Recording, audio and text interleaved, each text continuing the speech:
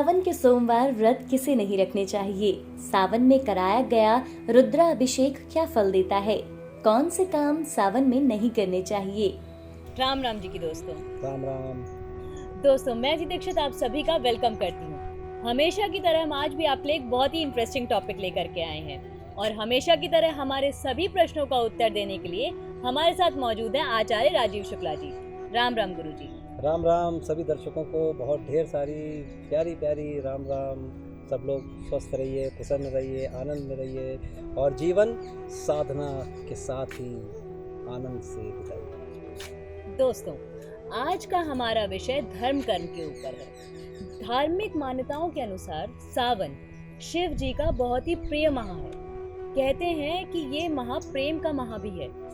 गुरु जी, आप हमें बताइए कि इस महीने की क्या विशेषताएं हैं। वंदे बोधमयम नित्यम गुरुम शंकर रूपणम यमाश्रितो ही वक्रोपि चंद्रः सर्वत्र वंदते। जैसे गुरु पूर्णिमा होती है और गुरु पूर्णिमा के ठीक अगले दिन से श्रावण मास ही क्यों लगता है और वो भोलेनाथ का ही मास क्यों होता है, क्योंकि जगत गुरुम च शाश्वतम तुरीयमेव केवलम। तुरीय अवस्था में रहने वाले भोलेनाथ भूत भावन और सभी की मनोकामनाओं को बहुत ही कम वस्तुओं से प्रसन्न हो जाने वाले, इसलिए इनका एक नाम है आशुतोष। तो सावन मास का अपने गुरु के प्रति समर्पित रहने का ऋतु परिवर्तन भी होता है और ऋतु परिवर्तन के साथ साथ बहुत प्रकार से खेती खलिहान और देश विदेश हर प्रकार से वर्षा ऋतु का परिवर्तन होता है और ऋतु के परिवर्तन के साथ ही सावन मास का सबसे बड़ा महत्व ये है। और शिव जी को ये मास इसलिए निर्धारित है कि जब एक कहावत आती है, एक कहानी आती है, एक पौराणिक विचार आता है, वो ये आता है कि जब समुद्र मंथन हुआ था तो उस समय हलाहल विष निकला था, तो सारे देवता मन जो और लोग थे वो सब लोग भागे किसर अमृत की तरफ, लेकिन हलाहल विष पिया किसने? भूत भावन भोलेनाथ ने, क्योंकि आशुतोष हैं, कम चीज़ों में ही संतोष कर लेते हैं। तो उन्होंने वो विष पिया और उस विष को पीने के बाद उनको, जो कि कालकूट नाम का विष बहुत ही ज़्यादा जिसको कह सकते हैं हलाहल, उसको उससे शांति प्राप्त करने के लिए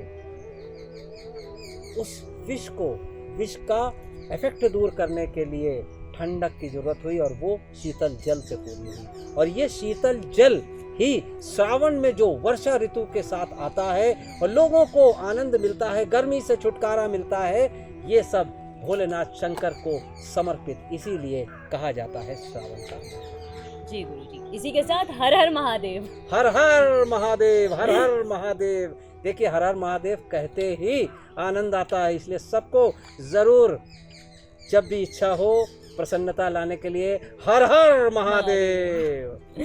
गुरु जी, सावन में सोमवार के व्रत की काफी ज्यादा मान्यता है, तो इस व्रत की क्या विशेषताएं होती हैं और किसको ये व्रत रखना चाहिए, और इस व्रत के दौरान हमें किन किन बातों का ध्यान रखना चाहिए, ये आप हमारे व्यूअर्स को बताइए। वैसे तो सोमवार का व्रत बहुत ही इम्पोर्टेंट होता है, वो इसलिए भी है कि अगर शिव समान किसी को वर चाहिए तो कुंवारी कन्याओं के लिए रखने का ये योग्य वर प्राप्त करने के लिए होता है। और इसमें अगर श्रावण मास के सोमवार मिल जाए तो निश्चित रूप से श्रावण के सोमवार का व्रत रखने से मनोवांछित फल मिलता है और इसके साथ ही मनोवांछित वर प्राप्त होता है। लेकिन इसमें बहुत सारी सावधानियां भी हैं। आपकी मनोकामना तो पूर्ण हो रही है, लेकिन आप सावधानियों के ऊपर जरूर ध्यान दीजिए। जैसे अगर ये व्रत रखते हैं तो सबसे पहले तो आप ध्यान रखिए कि ब्रह्मचर्य का पालन करना होता है। दूसरी बात, अगर कुछ ऐसे लोग हैं, ऐसे कपल्स हैं जो बिना विवाह के साथ में रहते हैं, उनको ये व्रत नहीं रखना चाहिए। इसके अलावा जो विडोवर है, यानी कि जिनके हस्बैंड या वाइफ जिनकी डेथ हो चुकी है, उन लोगों को बिल्कुल भी नहीं ये व्रत रखना चाहिए। निषेध नहीं है, सावन का व्रत रखें, सोमवार का रखें, लेकिन इस मनोकामना के साथ वर इत्यादि के लिए ना रखें। और इसी के साथ ही अगर आपकी संगति कुसंगति ऐसी है, धार्मिक विचार उच्च के नहीं हैं, ब्रह्मचर्य का पालन ठीक से नहीं हो पा रहा है, तो इस व्रत को ना रखें, सावधानी रखें। अलावा इसके जो तो ये व्रत रखता है तो आशुतोष तुम अवधर दानी, केवल जो जल से प्रसन्न हो जाते हैं निश्चित रूप से सारी मनोकामनाएं पूर्ण करता है। सावन के सोमवार का व्रत कुंवारी कन्याओं के लिए तो ये अमोघ व्रत है और इसमें नियम संयम सब चीज़ों की मान्यता रखनी चाहिए। और केवल ये खान पान छोड़ने वाला व्रत नहीं होता है, इसमें आपको अपनी बुरी आदतें भी छोड़नी होती हैं। अगर आपका कोई व्यसन है उसको भी छोड़ना होता है। ब्रह्मचर्य का जैसे मैंने पहले बताया पालन करना होता है। तो बहुत अच्छा और बहुत जल्दी ये व्रत फलित होता है। जैसे कि हम नवरात्र के टाइम पे दुर्गा चालीसा का पाठ करते हैं, चीज़ें करते हैं, तो इस सावन के सोमवार के व्रत में हमें क्या क्या चीज़ें करनी चाहिए व्रत के समय? देखिए, व्रत के समय सावन का सोमवार का व्रत अगर है तो आप कई प्रकार के शिव जी के स्तोत्र हैं। शिवाष्टक है, रुद्राष्टक है, श्री रामचरितमानस का पाठ है, शिव जी की स्तुति है। इसके साथ महामृत्युंजय मंत्र इत्यादि का अगर आप पाठ कर सकें वो भी कर सकते हैं। और इसमें बहुत इम्पोर्टेंट होता है रुद्राभिषेक। अगर आप इस व्रत के साथ रुद्राभिषेक भी कर सकें तो भी बहुत अच्छा है। जी गुरुजी, मैं इसी चीज़ पे आ रही थी कि सावन में रुद्राभिषेक की बहुत सारी विशेषताएं मानी जाती हैं, बट अगर किसी कारणवश हम रुद्राभिषेक ना कर पाएं या कुछ चीज़ें ना हो पाएं तो हम कैसे शिव जी को प्रसन्न कर सकते हैं? शिव जी को रुद्राभिषेक अति प्रिय होता है और रुद्राभिषेक अगर आप करते हैं तो बिल्कुल सही। आप अगर तिथि पे नहीं तो आप सावन में तो कभी भी कर सकते हैं, पूरे सावन भर रुद्राभिषेक कर सकते हैं। अगर उसमें विशेष तिथि मुहूर्त करें तो सोमवार इत्यादि या प्रदोष काल हो या प्रदोष का दिन हो, 2 प्रदोष आते हैं उसमें कर सकते हैं, शुक्ल पक्ष में कर सकते हैं, कई प्रकार से कर सकते हैं। और रुद्राभिषेक करने के बहुत सारे तरीके भी हैं। इसमें गंगा जल से कर लीजिए या आप वो भी कर सकते हैं कि आपने गन्ने के रस से किया है।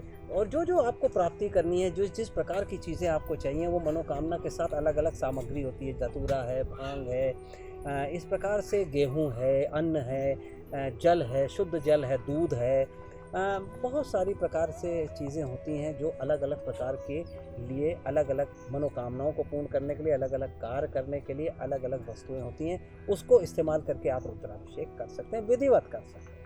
जी गुरुजी, सावन का ये जो महीना है इसमें हमें किन चीज़ों का ध्यान देना चाहिए? ऐसे कौन से कार्य हैं जो हमें नहीं करने चाहिए और कौन से कार्य हैं जो हमें करने चाहिए जो हमारे लिए फलकारी होंगे? बिल्कुल ठीक आपने पूछा।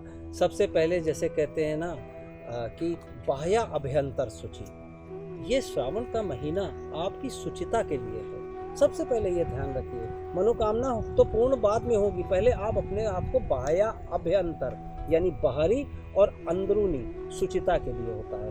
अब ये शुचिता आप कैसे प्राप्त करेंगे कि आपने खान पान का, अब जैसे चातुर्मास चल रहा है तो ये चातुर्मास का ही प्रभाव है, सावन चातुर्मास में ही होता है। तो इसका मतलब ये होता है कि आपको नियम संयम से चलना है, खान पान के ऊपर कंट्रोल रखना है, बुरे व्यसन छोड़ने हैं। और दूसरी बात यह है कि ये तो हो गया शारीरिक व्यसन को छोड़ना।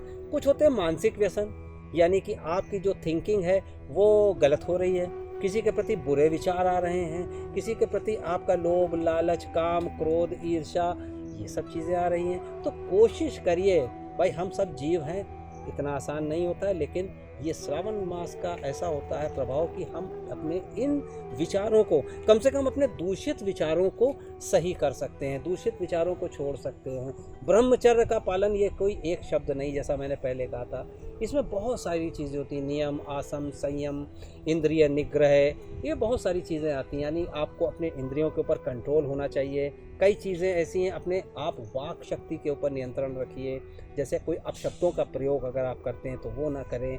इस प्रकार से बहुत सारी चीज़ें हैं जो हमको श्रावण मास में करनी ज़रूर चाहिए। इससे आप करके देखिए, इससे बड़ी पर्सनालिटी डेवलप होती है, आपके अंदर बड़ा तेज आता है, आपके अंदर बड़ी पावर आती है, तो सफलता तो निश्चित मिलेगी। जी गुरुजी। दोस्तों, मैं आशा करती हूँ कि ये जानकारी आपके लिए काफ़ी ज़्यादा इंटरेस्टिंग रही होगी, आपको इससे बहुत कुछ जानने को मिला होगा, सीखने को मिला होगा। तो इसी के साथ हम आपसे विदा लेते हैं। आज के एपिसोड में बस इतना ही था, बट हाँ, विदा लेने से पहले एक बात ज़रूर है कि हमारे YouTube चैनल को सब्सक्राइब करना ना भूलें।